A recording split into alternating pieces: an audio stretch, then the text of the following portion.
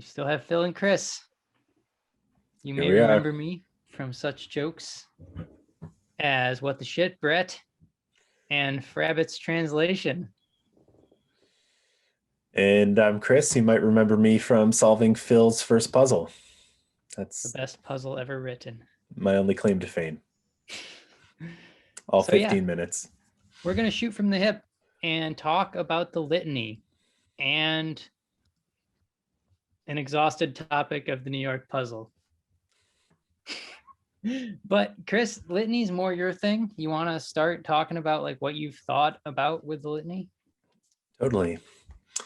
So the fact that this puzzle's been going on for 40 years and there's still discussion and dissension amongst folks about which verse pairs to which painting uh, keeps me digging into the litany as the thing that could potentially bring them together in a way that's both consistent across the verse painting pairings and also more or less like deductive at least. I expect if this truly is a puzzle, then there's a solution. We just haven't found it yet. And of course, uh, the reason we haven't found it, I think that there's a little too much indirection. Okay. Right? You have to like peel back the layers and peel back the layers so much that you get to a point where you feel like, oh, am I going too deep? Is this too much? Would he really have done that?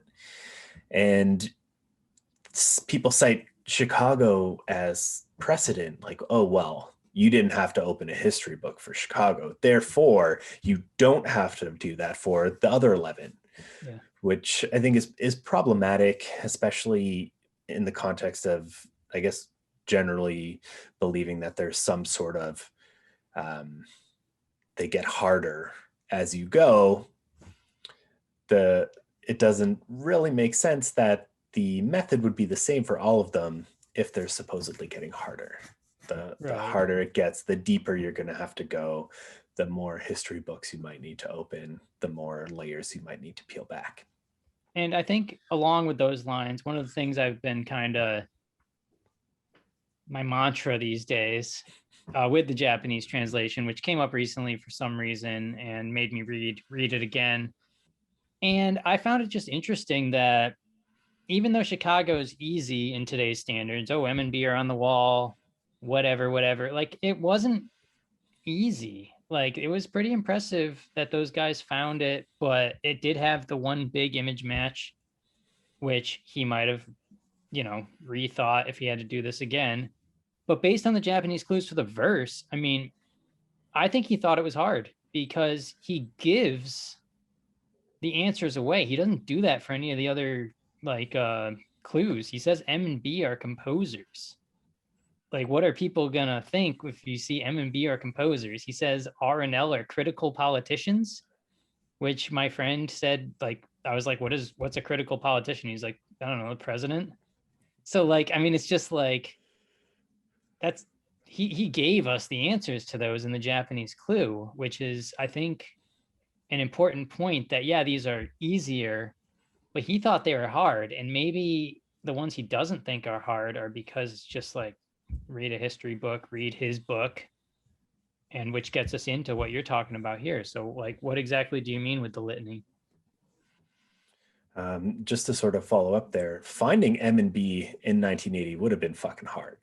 Like, there was no Google Street View, but he also thought the Boston verse was so easy that even a single hint would give it away immediately, which, 40 years of looking didn't really prove that right. And there were multiple people in Langone too. I think that's important to point out. People are always like, "Oh, what a random." No, there were tons of people there, and they were getting shot down left and right. People did not like Langone, and that was the right answer. So all these people being like, "Oh, well, you'll know it when you see it." I don't think so. Yeah. So I guess I've been digging into the first part of the book the most, to see what I could do to use the litany as a base to tie the verse to the puzzle. So the thing that tipped me off there, I guess it's very commonly known that the litany easily ties the immigration group to the jewel, to the painting. But when you really look at those paintings, there's a lot of blue jewels, just blue blobs. There's Exactly. Yes. 2 green ones and a red one and 2 white ones. So although we've kind of internalized like, oh, well, that one's a sapphire and that one's a peridot and that's an opal and that's a pearl, I don't think initially, like sight unseen, that would have been easy. So being able to figure out, okay, this blue one is a turquoise because somehow we had to like make that connection from and then tie it to gemstone the fairy person in either the litany or the story, which then in turn ties it to the Russian connection, and now you have all those ties made, right? Exactly. So you end up with this sort of, it's more like a web, which is what makes it really complicated, but almost like interlocking Venn diagrams, in a way, or what, like a mind map or something. So any piece that ties, if you can find a connection, you can follow the path all the way to the other side, which is how I think we can actually get to a deductive joining of verse to painting. So I guess what have the you main found? You did a lot with this. I kind of helped you map it out. I remember in a sheet a while back, but I never really got too into it. So it started with, I noticed that that little image icon, that little JGP drawing that's in the litany, it's on the 3 pages of the litany, is also next. About page 20, 21, 19, pretty much. 19, 20, 21. That same image icon is next to every verse, but it's nowhere else in the book. So that kind of, from like a puzzle perspective, told me that these things go with this thing. They work together. Of course. But the connections weren't obvious. It wasn't like, oh, well, the word wild field flower is in, verse 6. Cool. We're good. It didn't work that way. Of course, yeah.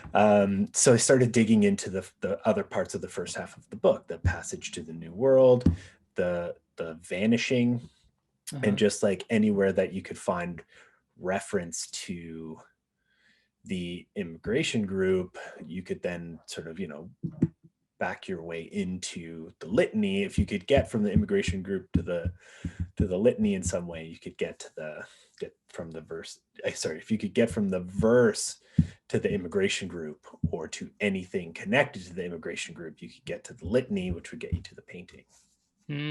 I see what you're saying. Yes. So the easiest one that stood out, and this is the one that I wrote the blog post about, was the Spanish one, which is what, the 9th painting, and the Haddis of Iberia, sapphire, shy as the wild field flower. So that one, the verse was interesting. It's easier from the verse side. That acrostic of Seloi was, it's sitting right there for you to see it.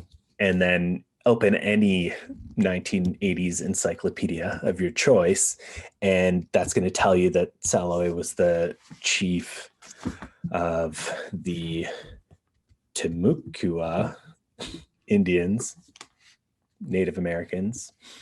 And then in the vanishing at the very beginning, it ties the Haddis of Iberia to the Timucua, who stayed in or lived in like northeast and north central Florida. So that starts to bring that tie together of if you can connect the immigration group to one of the Native American groups, then you have a place, and then you can tie it also back to the litany. You can use that to take the verse to the painting. Right. And this is important to remember that at this time, the verse with Seloi did not go to Florida. It was just it was a verse. It was one of 12 verses. Mm-hmm. So that got me continuing along that path. Some of the other ones proved a bit more complicated. Like I still haven't, other than a rhyme, I don't have much for San Francisco, which is rare. Which is your baby, I know. But the puzzle you won't shut up about. I know. The one that I have for that, as ridiculous as it may sound, the best I've gotten so far was from far Cathay rhymes with not far away. Yeah, hey. I just don't know. There are no I'm still working for on these puzzles, I know. You know, I don't know. Could be. Still working on that one.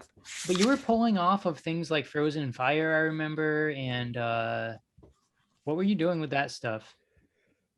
Well, I was trying to see if there was ways to thematically connect them. So I went really deep with the verse. Fucking what verse is it?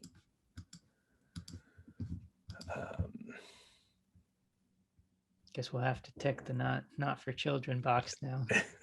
Oops. 9. Verse 9. The same the St. Augustine one. Of course, yeah. So there's weird stuff. The verse has tall grass. Right. The litany has wild field. Right. Right. It's not rock solid, but it's like a maybe. But it can be added to your web. You can lead connections until all of a sudden, it's just like the puzzles. Honestly, the verses themselves, it's like I always say, and this will come up more with, our New York discussion, but people are always looking for best answers to this thing. And it's not about the best answer to the line of the verse. It's about all of the answers that work together. So it's the same concept where, a wild field is as tall grass is kind of whatever. But once you have like a wild field, and then you have Seloi, and then it just starts to add up. Well, here's some more then. So Ponce de Leon, who found St. Augustine, named it La Florida, which means land of flowers. Shy as a wild field flower. Okay. Now you're exactly.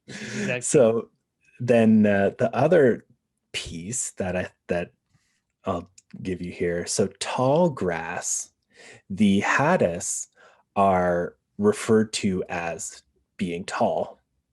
And then he refers to their diminutive cousins, the duende, diminutive, assuming that they're short.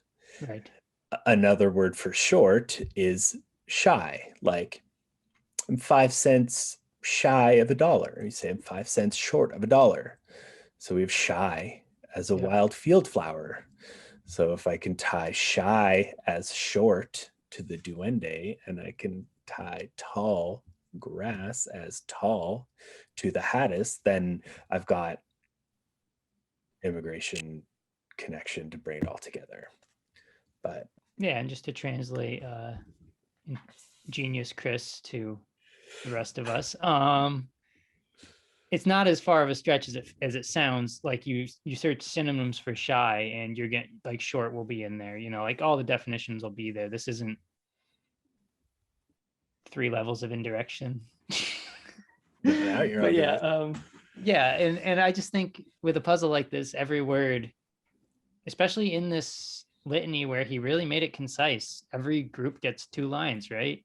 So it's kind of every word counted. If this is true, if this concept is real, every word counts as far as what he's talking about. And like, I'm just looking at turquoise, the phase of France keep, stone. It's just, like this Yeah. stuff gets, there's something here. It's weird. It's weirdly phrased. They're almost all the same number of syllables. I'm glad you mentioned that they're 2 lines, because that's one of the things that makes it a litany, is that a litany is this sort of like religious poetic device that has a call, like line 1 is the call and line 2 is the response. Oh, And even that, to me, kind of told me verse and painting pairing, like what's bringing 2 things together is this thing, the litany, that is made up of 2 things, a call and a response. and they even define it for us. What are the treasures the fair folk bring? Easily named and lovingly told, which is exactly what they go on to do. Yeah. So they give us the standard name of said gem, and then they describe it in these ridiculous terms that you'll never find anywhere else. So it's just kind of, yeah, it's just, but I think I remember what you were saying with frozen fire, and there's a few of these that are just complete oxymorons, right? Like, what's a frozen fire? So I dug into a lot of the history of these gemstones, and in some, I don't like remember the exact specifics, but it was like they thought the opal was fire frozen within like a stone or something. Like it was like those kinds of weird things. Like he was really drawing on like even ancient history. All of Mm-hmm. these, even these 12 gems, most of them were now are like relatively worthless. Like a huge cache of fucking emerald gets found in Brazil, and it went from being this like rare gem to, oh, like you can just get it whenever you want now. So he had to dig in to really get to some of these words, but yeah, they're phrased so strangely. It's a weird rock cask. I wonder how Joanne felt about that. But yeah, I think it's important to look at, and I think it's not really addressed. Well, I mean, I'm also just seeing like not not just image verse, but also just like puzzle in general. I mean, fairies of England proudly bear garnet crown jewel of their queen. I mean, who doesn't think this is in the Elizabethan gardens, or at least the Elizabethan gardens are related to said puzzle? So again, even if the location ultimately ties these things together, that's fine too, like you're looking for just Yeah, just the web, like you said, the web. I mean, they aren't all going to work the same, maybe. I like the concept of a key, but I think if it existed, someone might have found it. But I mm, think that maybe people are being a little formulaic with it. Maybe like they're not all the same. Um, but I think that all these things that a lot of folks are a bit turned off by because of quotes like, everything you need is in the verse and the image, which it is. It is in the verse and the image. That's not, no one's lying. I'm not saying anyone's lying, but there's also more book. So like for me to be like, oh, you only need my poem, but all of my, like for the puzzle, my puzzle that you solved, yeah, you only needed my verse to find it. But does that mean you ignore like when I like drop a hidden image of the park? No, because that helps too, It's just it's an interesting, the catchphrases of this puzzle are interesting, and just how people latch on to them, and how just because you need something doesn't mean it doesn't other things don't exist. I think that's the important part here. Right. And the instructions are to wed one picture with one verse. Wed. That's a strong tie. That's not like a guess. That is a great point too, is they're not saying, well, use a verse or use an image and then brute force a bunch of verses until it kind of works. Yeah. Yeah, you're right. It's wed. Let's wed these things. But yeah, So I don't know. I've got an interesting one for Montreal for verse 5. Right, because we were prepared for Montreal, so we have at the top of the head. So yeah, go on. Okay, so this one goes pretty deep, but we all know the beneath the only standing member of a forest to the south. Right, yes. Seems relatively, innocuous in the verse. Maybe it's telling you where the cask is. But I think that I zoned in on of a forest to the south because in the beginning, in the first part of the book, he really goes out of his way to tell the story of the Dutch fairies, the Alvin and the Klauber mannequins, landing near a river that they called it Catterskill, which is Wildcat Creek in Dutch. But that's not the St. Lawrence River that they're talking about, which, you might expect if it was to be like a very direct connection, but it's the Hudson River in upstate New York, just sort of like north of Albany. I think maybe it was south of Albany. And I mean, important to note, it's not the St. Lawrence, but it is part of the major shipping route to the St. Lawrence. But yeah. I mean, Hudson Bay, also in Canada, huge. And Hudson was the Dutch East India Company or Dutch West India Company, one of the Dutch companies. So I only know Indies natives. So he was, there's a Dutch connection there. But when I sort of like zoomed in on the Catskills and specifically on Catterskill Forest, which is spelled exactly the same as it is in the book, that like legit Dutch spelling. It is a forest, and it's pretty much due south of Montreal. Like how you preempted my only argument from our earlier discussions of, well, it's technically the Catskill Mountains. Wasn't sure because Adirondacks are a national forest, but yes, the Catskills are indeed a forest as well. And this was specifically, there was like, if you look up Catterskill Forest and spell it the same way as in the book, Kaatterskill Forest, it's like a legitimate place. Oh, look at that. It's called Catterskill Falls. Oh, Chris Preacher will remember this from such hunts as the Rip Van Winkle. Oh, really? I think it was right in this area, but I might be wrong about that. And it's legitimately due south of Montreal. Like if we're talking longitude lines, 74. And especially because what's a better encyclopedia than the encyclopedia he gave us? Even if it's made up, even if it's, just kind of conjecture, or, it's like what he wants to portray. Yeah, it's not like a random forest, like, hey, the Poconos or whatever, but it's legitimately the forest referenced in the book that's directly south of Montreal. Is an interesting way to tie the Dutch immigration to verse 5. Yeah, and you got this forest. And what would you think you would do with said forest?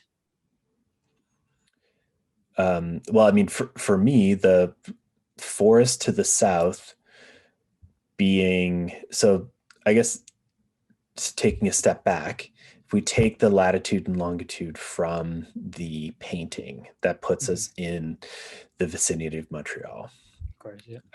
Assuming that we agree on the 73 and the 74. And then you're reading the first part of the book, and you learn that the Dutch fairies settle in this Catterskill area. Of course, You yeah. pop open the atlas or whatever you would have used at the time. You take a look there, and you realize, okay, it's also longitude 74. Maybe depending on how big your map is and how Yep. detailed, you notice that it is directly south of Montreal.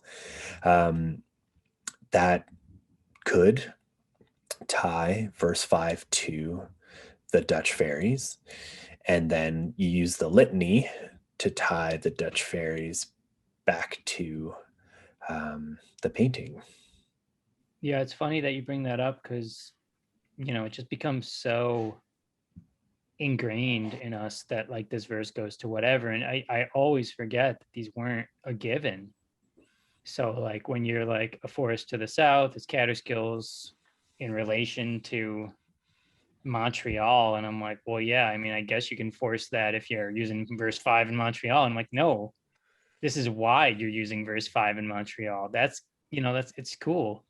And then at that point, you're just looking for something from the Catterskill forest in Montreal. And I think, what was it?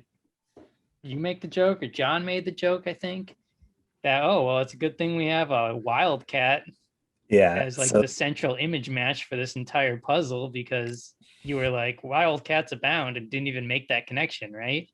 well, no, I was trying to not put the cart ahead of the horse, Of course, so to yeah. speak, because it says that it talks about three things in that Catterskill area: the Alvin, the Cloudbird mannequins, and then it said it was like abundant with wildcats, so they named it Catterskill, which means Wildcat Creek.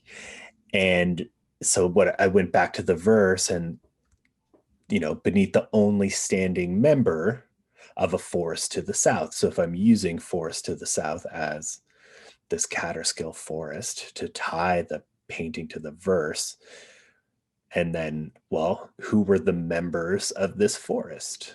Oh, I'm an idiot. So yeah, Alvin, the wild Cloudbird mannequins, and the Wildcats. that's from the So freaking from The Secret. I didn't even realize that. I thought you looked up the Catskills and saw no, wildcats. No, it's in The Secret. We got wildcats. We got these elves. yeah. So Home either run, it's yeah. underneath a elf statue, or it's underneath a standing wildcat. Where's Like there a standing like a wildcat? maybe a lamp that has legs or something. Yeah, That'd be weird. yeah. That was my big reveal. Like put it It's good. together. It's a good reveal. But yeah, I just think that it was good. I think it's good to bring this kind of stuff. Like obviously we don't have much from it. We're just humans. But I think it's good stuff to have in mind. And what we were talking about, even like the vanishing, this bizarre poem at the end, which I would love to discuss with John around when he can, because he loves this poem. It's bizarre. And like we were just talking, like, why is honey capitalized and like sweet swarm? Like when I even made the joke, like Isle of Bee. Like, I mean, what is going on here? Like sweet swarm honey. Like why this thematic bee language? Find it. But anyway, yeah. Yeah. So I There's think, more. There's more there than we've really put together. At, yeah, I at think that least was good. maybe someone else has. And they just aren't on Facebook, or they did it in 1985 and then like moved on with their lives. They're like, great, I tied these verses, but now I can't Yeah. find M and B. Yeah. But yeah, I think that's probably good for that. Should we take a brief intermission and talk about alcohol? Yeah. I'm always down So to I talk learned about today alcohol. how to do a true dash of bitters. I was Nancying it apparently. Let's see here. Reagan's Orange, one of my favorites. I was always doing bitters as a little bit of a dash. Chris told me, gonna move away from the computer. You do a big, There you here's your go. dash. Oh That's a wow, dash. it really it really worked. Yeah. So yeah, obviously I'm making a bit of a Manhattan over here. I use Dickel Rye, shameless pitch for one of my favorites. And what are you up to, Chris? Oh, well, I finished mine already, but I was rocking the Willet Pot Still bourbon. It's probably one of my favorite sipping bourbons. Oh, cool. And what are the unique characteristics that make it a good sipper? It's not too harsh, and it's really sort of caramel and vanilla forward. It's Mm-hmm. less barrel, more kind of sweet, I guess, which makes it nice and smooth, easy to go down, doesn't burn.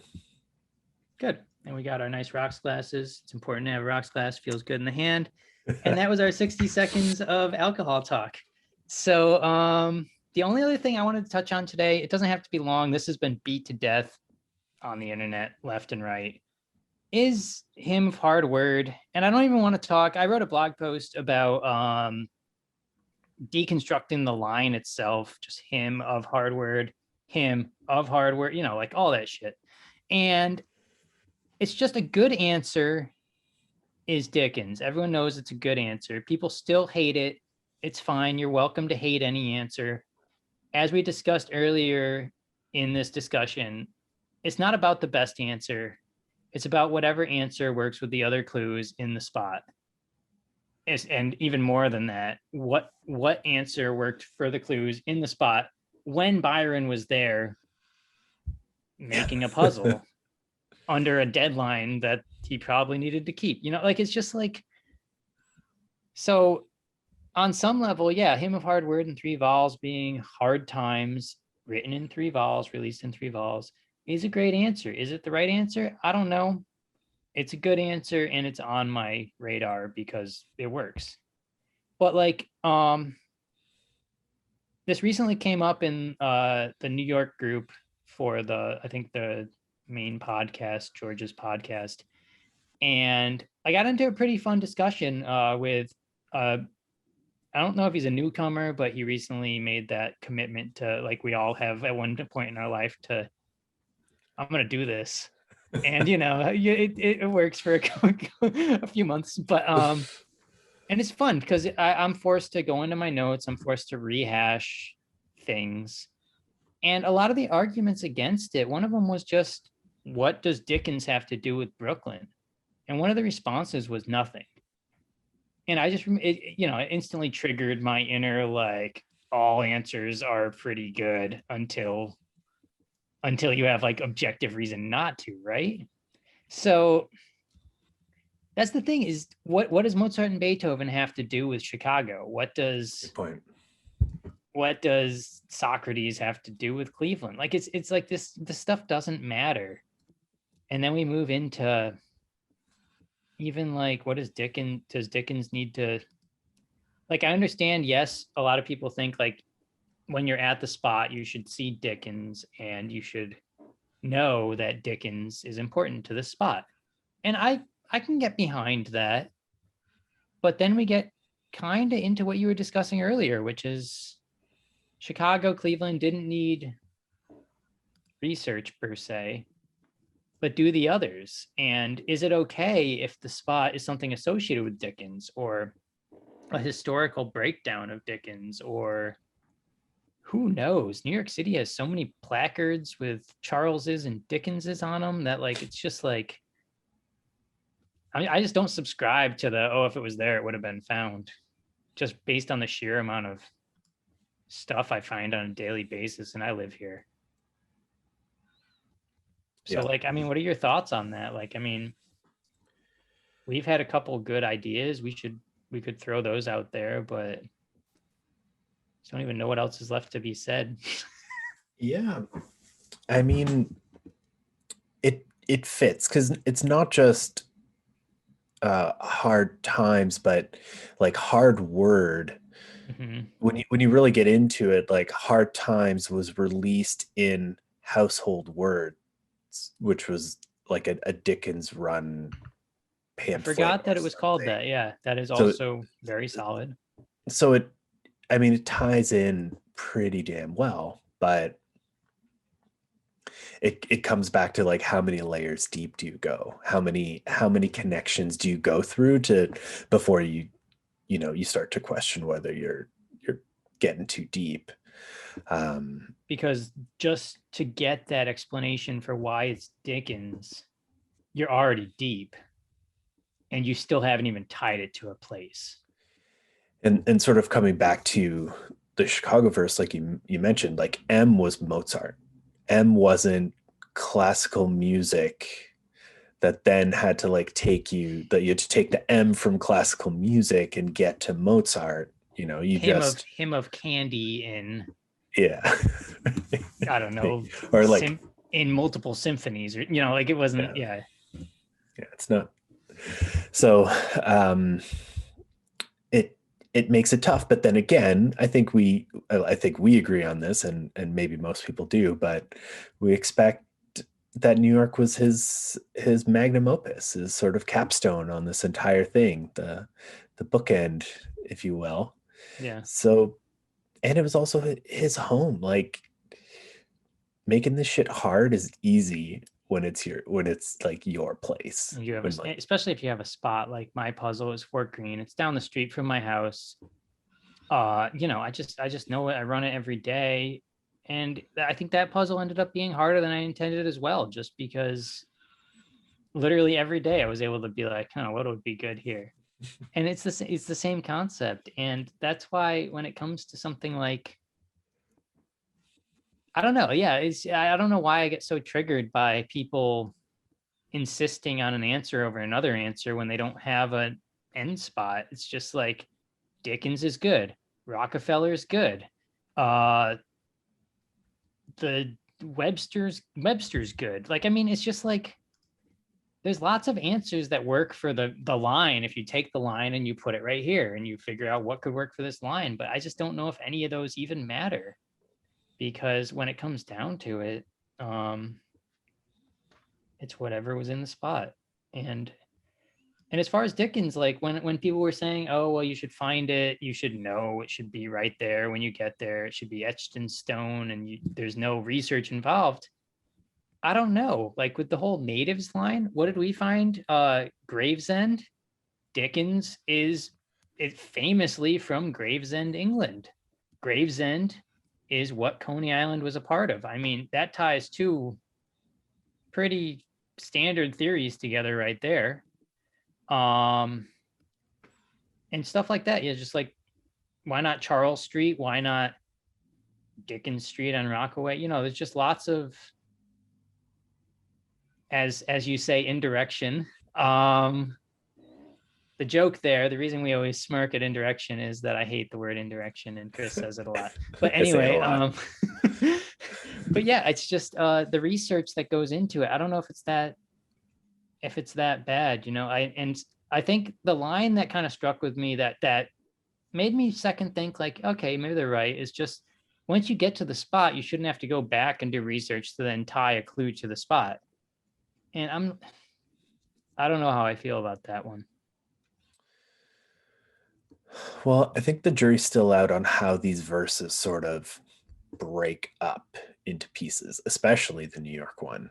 And that's like one of the things the Japanese translator said, or it was unclear which line goes with which other lines. So, right. Yeah. In his preamble. Yeah. So I think that's where part of the challenge is. Sets of lines might be telling you just one thing. Mm-hmm. And it might be telling you in multiple ways, or they might need to all tie together to get you to one thing. So, and I'm going to save this reveal for our next conversation, but keep them looped right? Keep them. Yeah. Got to listen to the next one. But you might be able to solve something just from one of the lines without realizing that actually the two lines above it were trying to get you there too. But then if people treat each line as like a thing that needs to be solved unto itself, you can go way off the rails and get into those positions where it's like, well, this line gives it to us, and then what are these other lines doing? What the hell's going on there? So Yeah, and I think your catter skill reveal from earlier was kind of cool in that sense that because people they talk about verses being out of order and whatever, but I don't know if they're out of order, but more so just kind of a story. And I would expect, okay, if you're positioning me geographically on a giant map north of some forest, I want that to be first, because this is my bullseye, this is getting me to Montreal. But it's not, because it doesn't work like that. He's not going to be like between the only standing member of a forest to the south. No, it worked later on. And even though it's later on and everyone's like, okay, no, this is now I'm standing on the cast. And you might be, because of the dual nature of that clue, which dual natures we can get into in another topic as well. That's one of our pet projects. But yeah. The dual nature of the clue being like, this is where the cask is, and also this is a geographical locator that pegs this verse to the Dutch. I think that's important to note, that like that's at the end of the verse essentially, and all you got left to do is seek permission and dig out, and you're not even to Montreal yet. So it's kind of like, it's an interesting concept of just order of operations, and like the same with Dickens, because I think we both agreed that if it's Gravesend, that could be your, because the Dickens clue as hard words and three vowels is one of the ways that the lines could be solved in themselves. So if you can solve it to Dickens, that I know John's a huge fan of, and we both agree with to an extent. If you can solve it to Dickens, you can solve it to Gravesend, which is a giant, it's a borough. It's in Brooklyn. It's a major neighborhood. And it limits you from, it cuts out Manhattan, it cuts out other parts of Brooklyn, which is huge, and it cuts out Staten Island. And just the word natives, locals, and who knows what it could be, but I think that's important. Yeah, and I guess natives is interesting because isn't there also that weird Dickens festival or something that happens in Staten Island? Yes, indeed. And they Seems like something that the native Staten Islanders might talk about. yeah, so just another, it is a festival, if I remember correctly, that happens. It has happened for many years. It is a yearly ritual, something you can find out about. And I think we've discussed briefly that like the puzzles might be designed for people who live in the area or whatever. And I think that's a fair assessment. But yeah, I don't know. The only reason I wanted to talk about Dickens was just this recent conversation I got into. That was just kind of an interesting rehash of just one of my biggest gripes with the approach to the puzzle, which is best answer over right answer. And not saying I know the right answer, which is why I can't rule out any answer. And I guess that's kind of just something to keep in mind for everybody, is we're not solving lines of a verse, we're solving a puzzle. But yeah. And it's about how they cluster as Yeah. well. And it goes back to your web, the whole web from the litany, honestly. Which is also what makes it so freaking hard, is Of that course. these webs don't make a bullseye, they make like a broad swath. And the webs aren't consistent. I mean, this was the part that like ever since that, was it the JM Christmas special where JJP just listed off all these different Yeah. clues, some of which we haven't Mathematical, even tried. astronomical, Yeah, optical, exactly. like yeah. We're just like, wait, what about be on site and see thing? But yeah, I don't know. I think that's good for today. Food for thought. We'll be back with our Montreal reduction. I really want John for that. John has been a big influence for me on this puzzle ever since hearing that first Montreal podcast. He's clearly done a lot of good work on this, and I think he's got really good ideas that it'll be fun to hash Absolutely. out with him later this week. He's been doing it for a long time. Indeed. But yeah, shall we wrap it up? Cool. Yeah, let's wrap it up. All right. All right. Well, thanks for watching. I hope I Thanks. wasn't too angry about things. I get angry about this puzzle. Don't we all? But yes. All right. Well, thanks for chatting though. It was fun. Yeah, I think that was good.